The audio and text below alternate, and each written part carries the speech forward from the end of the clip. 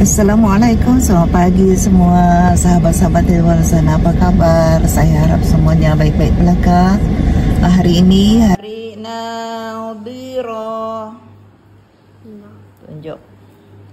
Okey, baca. Baca. Nadhira. Good. Cari Latina. Baca. Latina. Cari Dafi'ah. Baca. Dafi'ah. Okay, next. Cari perkataan lazimah. Lazimah.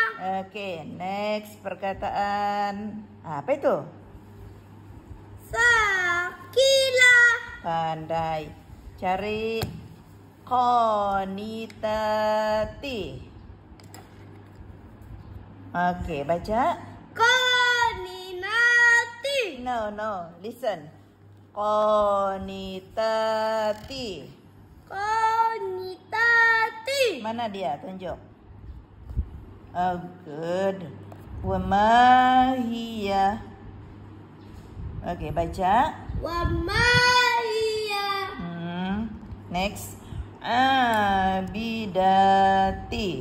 Abidati. Okay, can you read this one, the last one?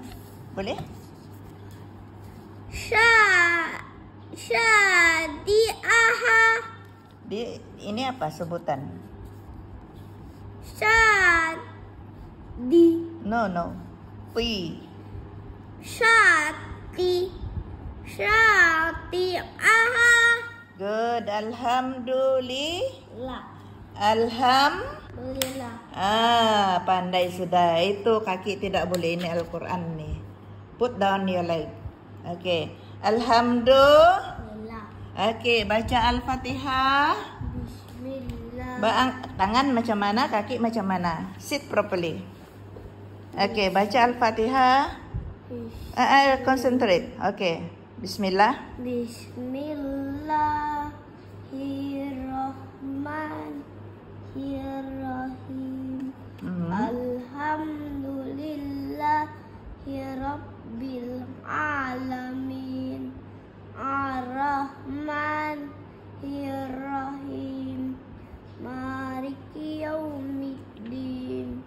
Iyyaka na'budu wa ulang balik. Iyyaka na'budu wa iyyaka nasta'in. Ihdinas siratal mustaqim. Siratal ladzina an'amta